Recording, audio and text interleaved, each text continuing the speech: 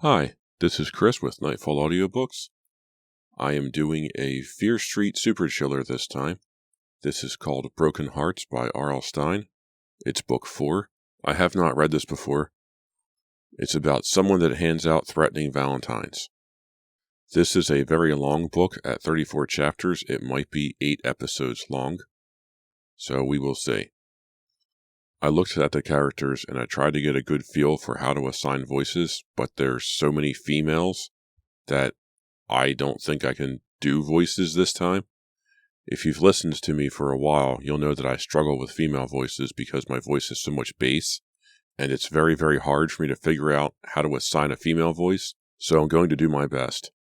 I'm excited to do this novel, so let's get started. If you want to get in touch with me, you can write me an email, nightfallaudiobooks@gmail.com. I'm on YouTube at Nightfall Audiobooks. Feel free to like, comment, and subscribe. I love hearing what you have to say. Tell me anything. Email me anything. What should I do next? I do put up polls every once in a while, so keep your eyes open for those. Those are fun. So tell your friends, tell your mom, tell whoever you think would like to listen to me, tell them tales from R.L. Stine. Thank you very much for listening, and let's get started. Welcome to a Nightfall Audiobooks production of Broken Hearts by R.L. Stine, a Fear Street Super Chiller, Book 4. Prologue, September, the Fall. The day of the terrible accident was bright and clear. Erica McLean stared out the back window of the car as houses and yards whirred by. A few leaves had started to turn. The passing maples revealed patches of yellow and scarlet among the dusty green leaves. These splashes of color were the only clue that summer was fading. Melissa Davis turned the car onto Old Mill Road and pushed down hard on the gas. The blue Firebird responded with a roar. "Why are we doing this?" she asked. "Why not?" Josie McLean replied. She sat in the front beside Melissa, pushing the radio buttons. "It's a beautiful day to go riding," Rachel McLean added. Rachel, sitting in back beside Erica, leaned forward into the front. "Stop changing the stations," she scolded Josie. "You're driving me crazy." "I can't find anything good," Josie complained. "Then put in a tape," Rachel suggested. "I forgot the tapes," Melissa told her, swerving to pass a slow-moving van. Josie stubbornly kept pushing the radio buttons. Erica chuckled to herself. Josie and Rachel, her older sisters, acted so dumb sometimes. Josie and Rachel were twins, although they didn't look it. Both 16, they called themselves the untwins because they were so different. Rachel had an oval-shaped face with creamy white skin and large olive-green eyes. Her pretty face was framed by long, copper-colored hair, which she swept straight back over her shoulders, letting it flow down to her waist. Despite her fiery hair, Rachel was the cool one, the calm one. She had a soft, whispery voice and a confident, deliberate manner. Rachel was beautiful, and she was used to getting what she wanted. She moved easily through life, like a graceful, sure-footed gazelle. Josie, with her dark brown hair and dark flashing eyes, was moodier, more temperamental, more unpredictable. Even though she and Rachel got along well, Josie worked hard at being different from her twin. She kept her hair cut short. She always wore long, jangling earrings. She had worked all summer on her tan, while Rachel remained as pale white as ivory. Rachel loved to shop and liked to dress in the trendiest styles. Josie seldom wore anything but jeans and t-shirts.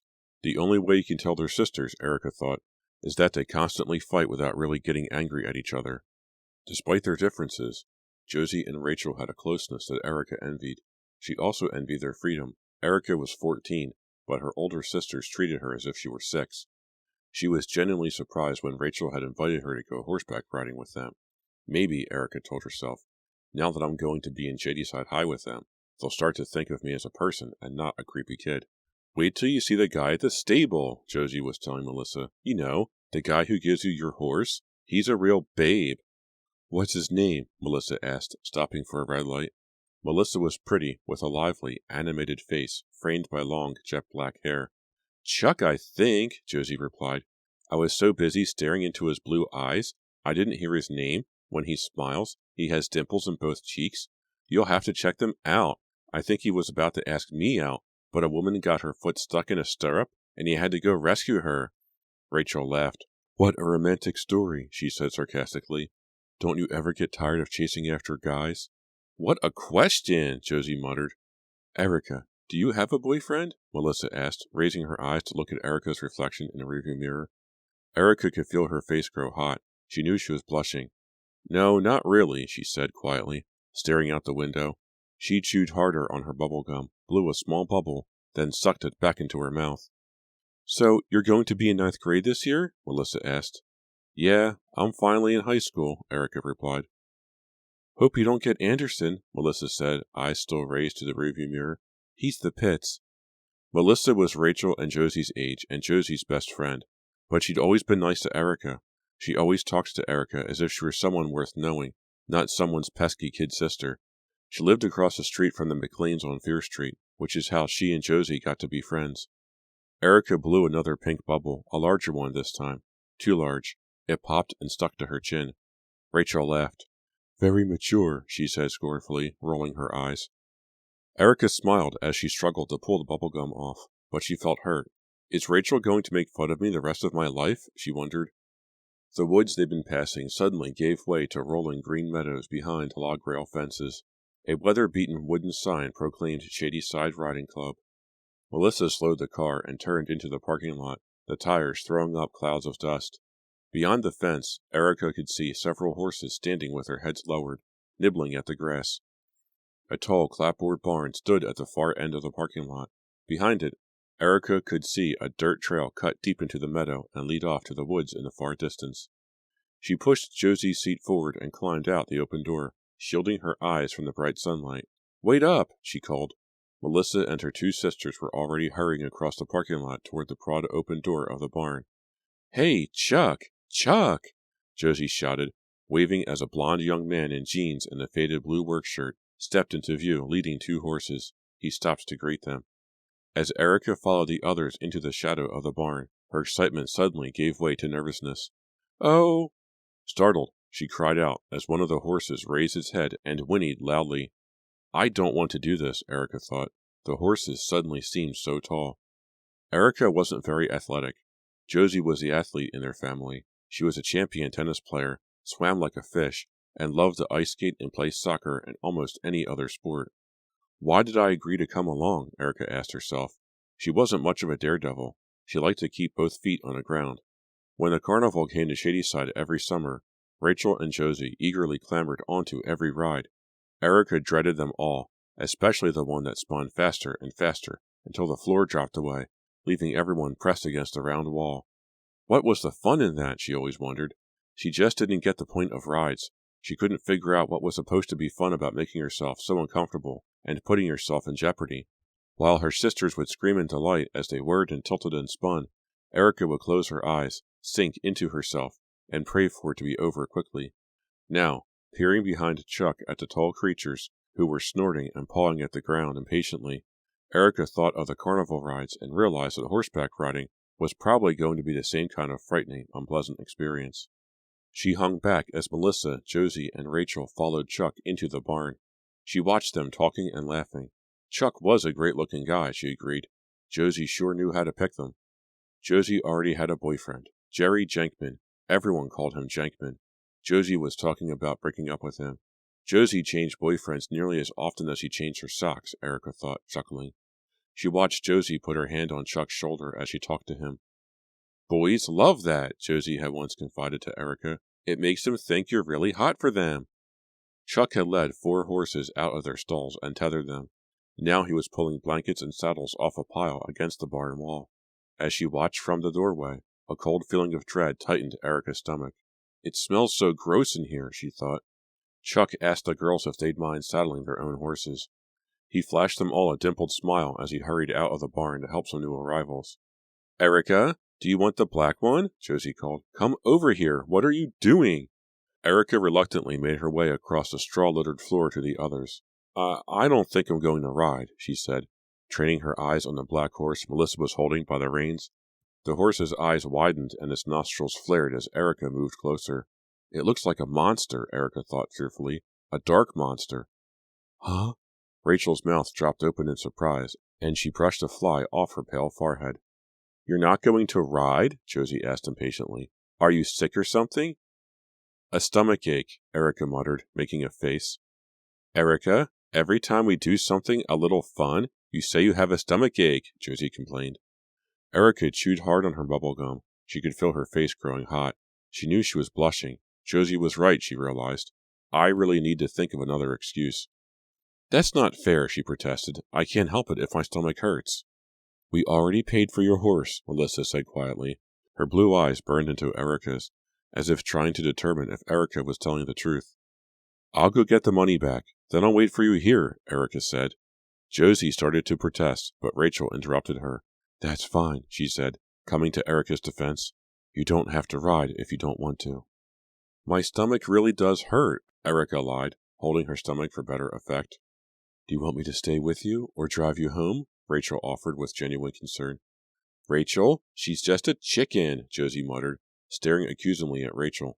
No, I'm not, Erica insisted. I want to ride. I really do. Erica, none of us is any good at it, if that's what you're worried about, Melissa said, glancing at Josie. Josie and I have only been riding once before. Don't tell Chuck. We lied to him last time and said we were experts. We'll go slow, Josie offered. Maybe I'll feel better in a little bit, Erica told them. Then I'll catch up to you. She hated being so frightened, but there wasn't anything she could do about it. Also, the smell from the stable was really making her feel sick. Josie started to argue some more, but Melissa stopped her. We're using up the whole hour, Melissa complained, glancing at her watch. You're right, Josie quickly agreed, turning away from Erica. Come on, saddle up, hurry! She made her way over to claim the black horse. See you later, Erica, she called. A jumble of feelings swept over Erica. She felt relieved, and disappointed in herself, and angry that she hadn't tried to overcome her fear, and grateful that her sisters hadn't insisted she come along. She slumped down on a wooden bench against the wall, crossed her arms over her chest, and tried not to inhale the pungent aromas. Rachel's horse, a big chestnut-colored gelding with one brown eye and one blue eye, pawed the dirt floor restlessly as Rachel attempted to fasten the saddle's girth. Could you help me? Rachel asked Josie, taking a step back. I'm not sure I'm doing this right. Josie finished with her horse, then, slapping a fly off her arm, shoved Rachel out of the way to fasten her sister's girth. I think you pulled it too tight, she said, showing Rachel the girth. Steady, fella, steady. What's your problem? She put a hand on the horse's neck. You're as nervous as Erica. I heard that, Erica called from the bench. Are you feeling better? Rachel called to her. A little, Erica said. I'll catch up in a little while. Maybe. Yeah, sure, Josie muttered sarcastically. Did I do Rachel's saddle right, Melissa? Melissa had already led her horse outside and mounted it. It was a dappled white and brown Appaloosa, with a weary expression. Looks okay from here, she called in. Hurry, we're going to spend all our time in the stable yard. Rachel led her horse out, put her left foot in the stirrup, and grabbed the saddle horn and started to pull herself up. Her horse shivered, then flicked its tail with a violent snap. Whoa, she cried out in surprise, slipping back to the ground. Why'd he do that? Josie and Melissa laughed. Don't take it personally, Josie teased. He was probably bitten by a horsefly or something, Melissa said. Rachel grabbed the saddle horn, pushed her foot into the stirrup, and tried again. This time she managed to pull herself all the way up. Ta-da! She sang out, smiling. With a toss of her head, she sent her long red hair sailing behind her shoulders. Where's your helmet? Melissa asked Rachel. Shh, don't say anything. I hate to wear them. I want to get out of here without anyone noticing. Let's go then, Josie urged, lowering her heels. The rein secured her hands. Her horse led the way as I trotted along the dirt path, toward the trail behind the barn. I feel bad about Erica, Melissa said, glancing back toward the stable. She's still such a kid, Josie said, shaking her head disapprovingly.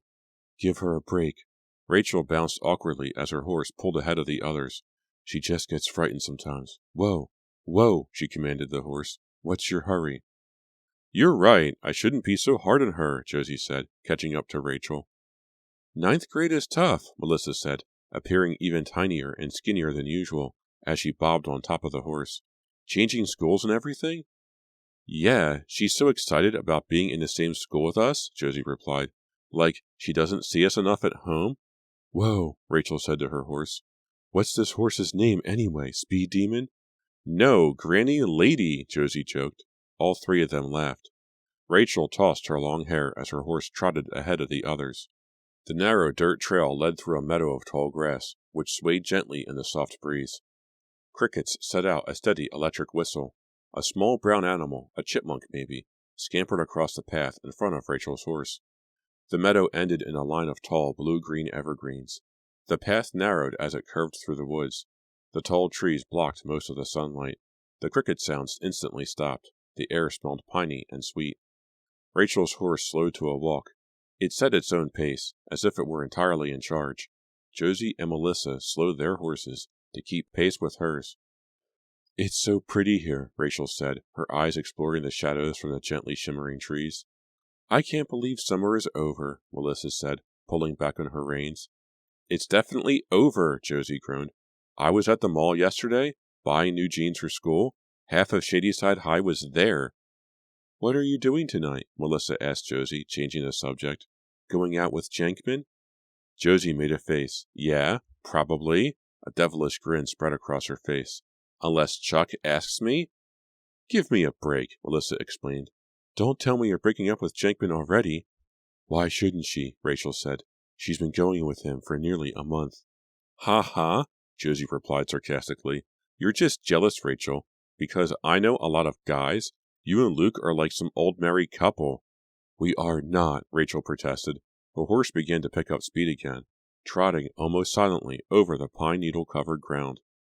"How long have you been going with Luke? Since you were in diapers?" Melissa teased Rachel. "Since we were freshmen," Rachel told her, sticking her tongue out. "How boring!" Josie groaned. She tightened her grip with her legs as her horse picked up speed to catch up with Rachel's. "Luke is not boring," Rachel insisted, gripping the reins more tightly as she posted out of time with her fast-trotting horse. "Take it back, Josie." "Dave isn't boring either," Melissa offered. "I can't believe you're still going out with Dave Kinley," Josie said dryly. "How come you go for all my rejects, Melissa?" Melissa smiled. "You have so many rejects, Josie. It's impossible not to." Rachel and Melissa laughed. Josie didn't join in. "You'll dump Dave too," Josie said seriously. "Just like I did. You'll see. He's so immature." "Everyone is immature according to you," Melissa replied, her smile fading. "But I like Dave. He's kind of wild, but—" "Immature?" Josie interrupted. "There are worse things than being immature," Rachel called back. "Name 10, Josie joked. "Let's stop yakking and ride," Melissa urged impatiently. "We can decide who's immature later, okay?" Josie and Rachel agreed. The three girls rode on in silence, moving single file along the twisting path, riding between sunlight and shadows under the tall trees. The only sounds were the whispers of the trees and the steady, gentle thud of hooves. Melissa found herself becoming hypnotized by the rhythmic rocking, the insistent clip, clip, clip, the shifting shadows, the darting golden rays of light poking through the dense foliage. She found herself thinking dreamily about Dave. Josie was wrong about him, Melissa decided. Josie was a good friend, but she was often wrong about people. Melissa could see why Josie accused Dave of being immature. He had a wild side, an angry side. Dave could be as moody and childish and unpredictable as Josie, Melissa realized. They obviously couldn't get along because they were too much alike. They both had their cruel sides too, Melissa thought. Josie had been really cruel to Dave when she had broken up with him. Dave had been hurt, Melissa knew. Melissa raised her eyes to glance at Josie, who was several yards ahead of her on the path. She watched Josie's short dark hair bob up and down in a steady rhythm under her helmet. Josie didn't seem to care if she hurt boys, Melissa thought. She could be sensitive and caring when she wanted. She had helped Melissa through some bad times, but she was very loving to her sisters Erica and Rachel. But when she had made up her mind to dump a guy, she dumped him. That was that. As if the guy were some sort of doll or stuffed animal to be tossed aside. "Look, a hummingbird," Rachel called from up ahead, pointing to a low shrub. Her voice shook Melissa from her thoughts. She turned her eyes to the blue-green blur, buzzing above the shrub, its wings fluttering so fast she could barely get the bird in focus. "It's so tiny, it looks like an insect," Josie called. As if insulted by Josie's remark, the hummingbird raised itself up and darted silently away. The woods suddenly ended in a flash of harsh afternoon sunlight. The girls found themselves back on flat grassland. The path straightened out and grew wider as it completed its circuit back toward the riding stable. Melissa saw Rachel far ahead yank on her reins. "Whoa," she was calling. "Hey, slow down, horse." Rachel turned back to her companions, a troubled expression on her face, her mane of red hair streaming behind her.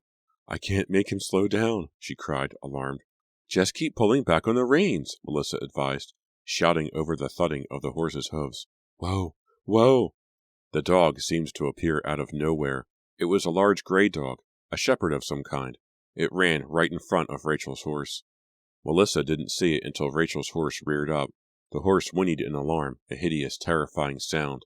It reared up on its hind legs, then quickly lowered its front hooves, dropping its head. As it came down, Melissa saw Rachel's saddle fly off. She and Josie both screamed as the saddle flew over the horse's head. Rachel, her arms thrashing in the air in frantic surprise, flew with it. As the horse's front hooves came back to earth, Rachel hit the ground with a sickening crack. The dog began to bark ferociously.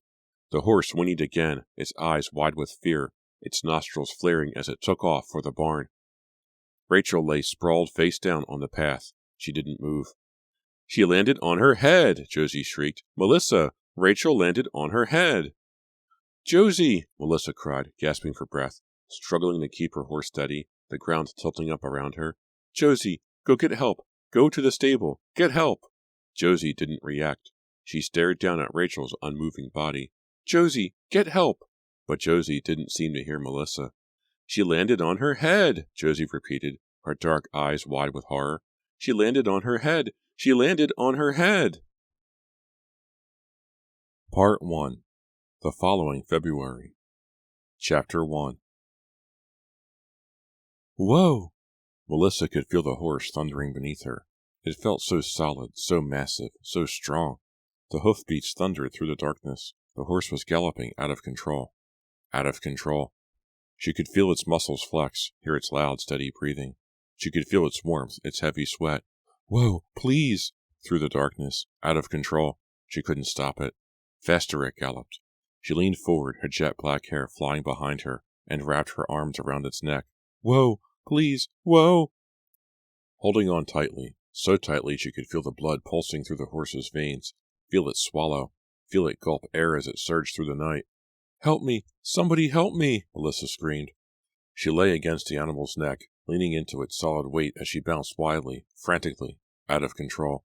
Help me! Somebody! I'm going to fall! Through the hot darkness.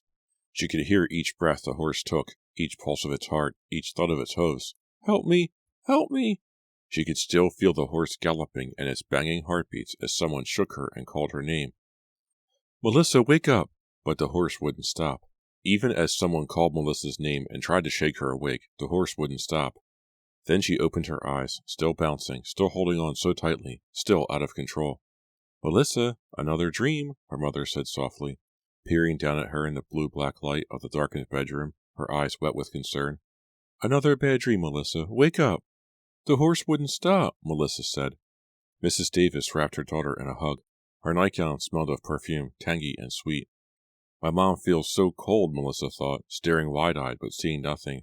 I guess it's because I'm so very hot. The horse wouldn't stop, Melissa whispered, pulling away, sinking back into her damp pillow. I was going to fall. 5 months later, and you're still dreaming about horses, Mrs. Davis said softly. She leaned forward and clicked on the bedside lamp. Melissa squinted against a harsh cone of yellow light. Yeah, 5 months later, she said glumly, finally out of her horrifying dream. The horse faded into the light, the rhythm of its hooves drowned out by a rush of cold wind through the open bedroom window. The same dream over and over, Melissa said, pulling the covers up to her chin. It's even the same horse. Her mother stood up, yawning. She crossed the room, the old floorboards creaking under her bare feet, and closed the window. Melissa could see a half-moon high in the sky, split in two by a black wisp of cloud. Eventually, the dream will go away, Mrs. Davis said softly. She came back beside the bed and stared down at Melissa tenderly. It's always the same, Melissa told her, trembling under the covers, and it's so real. Her mother leaned down and gently brushed Melissa's thick black hair off her forehead.